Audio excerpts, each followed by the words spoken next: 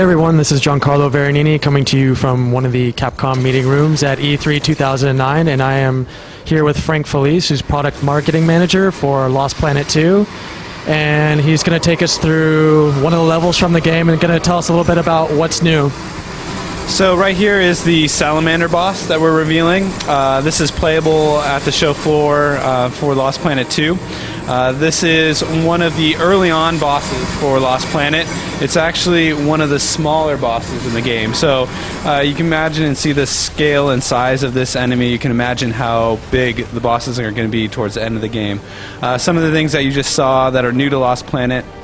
You saw the run feature, so original feedback from the community was the game was a little slow, that trudging through the snow wasn't a lot of fun, so the team implemented a run feature, so really picks up the pace of the game, and it's a lot more fluid and fast-paced as well. Let me see here. So obviously you can see just the sheer scope and size of this boss. Oh, whoa. Oh, he just died. Oh. So there's a couple different ways that you can go ahead and take out this boss. You can see his weak points in his knees and that core at the top of his back there. There's different strategies. The game does support 4-player co-op. So as you're going through the game, you can have a couple guys fighting him from the outside, hitting that top core on his back. You can also take out his legs, and he'll actually drop down, and you can climb in through his mouth as well, and attack him from the inside. So the guys on the outside are attacking that core that you see right there. From the outside, guys shooting it, driving it back up from the inside, really kind of focusing on that 4-player co-op experience.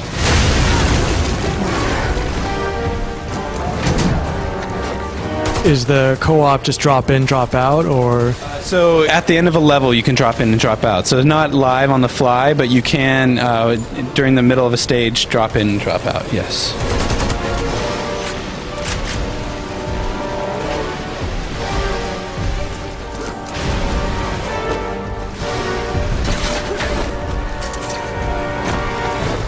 Other cooperative players that you're with, can they sort of draw his attention away from you or do things like that? Absolutely. So how the enemy, basically how the Acrid bosses go after their after the players is whoever's kind of doing the most damage, it will kind of attack that player. So if, for example, someone is really struggling, you can see a couple teammates down there.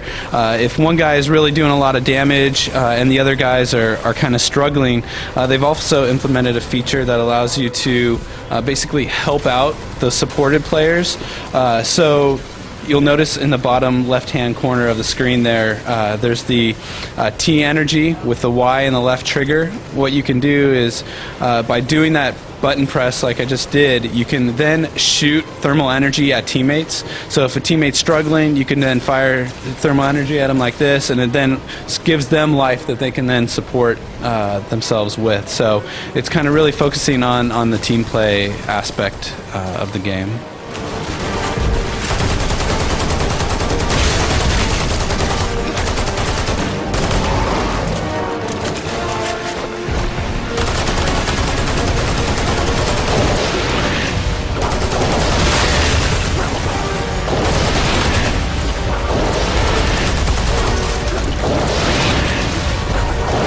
Can you pilot any of the mechs in this level? Are there any of those available here? Absolutely. So while this one is not functional, you can definitely take off weapons from the VSs like you could in the first. So Lost Planet is all about massive weapons and massive bosses. It's all about the size and scale of the enemies. You can see by just the sheer size of this Acrid boss. Oh, he's about to eat me. He just squished me. You can definitely pilot VSs. We'll get into a VS right here in a second. So there's the Capcom 1 down there. He's grabbing a data post.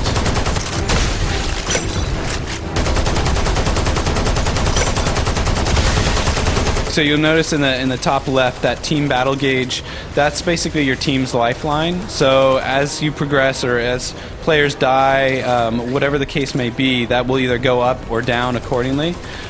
If you reach 0, then the game is over for your team, and you will need to try again. So really kind of focusing on that teamwork aspect and making sure that players are working together basically in that team life bar.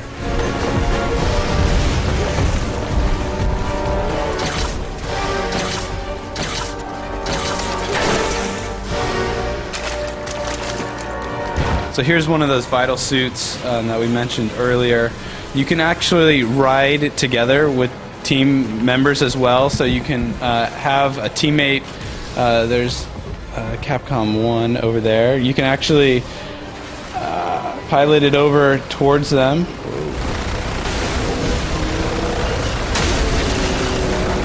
He's going to go actually get swallowed in his mouth.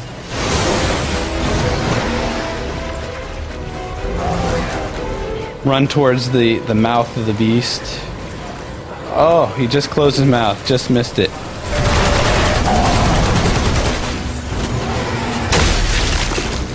Let me see. All right.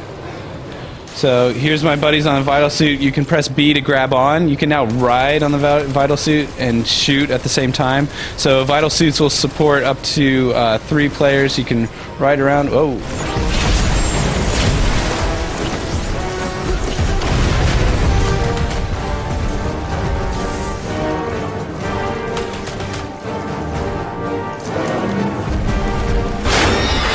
Here's another variation of the Vital Suit. So this one's a little bit more mobile. You're able to dash and ride around. And of course it has a Gatling gun, which does a lot of damage to the legs.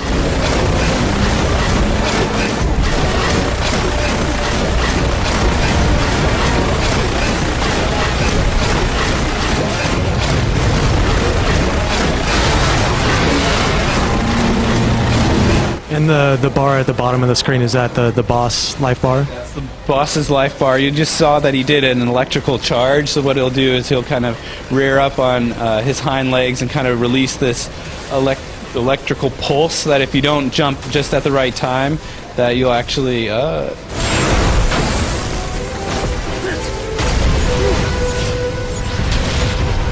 So if you get hurt, you can then hit the start button. You'll notice in the top left that takes off your thermal energy, but it also gives you more life. So where in Lost Planet 1, that thermal energy was kind of your life source, it's kind of the same thing here for Lost Planet 2. So it seems like there have been like a lot of really cool improvements. What would you say is the biggest difference between the original Lost Planet and the sequel? So the biggest difference is the 4-player co-op through the campaign. That's a big new thing. And then if you thought the bosses were big in the first one, they're even bigger in the second one. So oh man, Arya, he killed. So when can we expect Lost Planet 2 to come out, and which platforms is it coming out for? It's coming out for the Xbox 360 and the PlayStation 3 coming out this winter. Great, thanks a lot.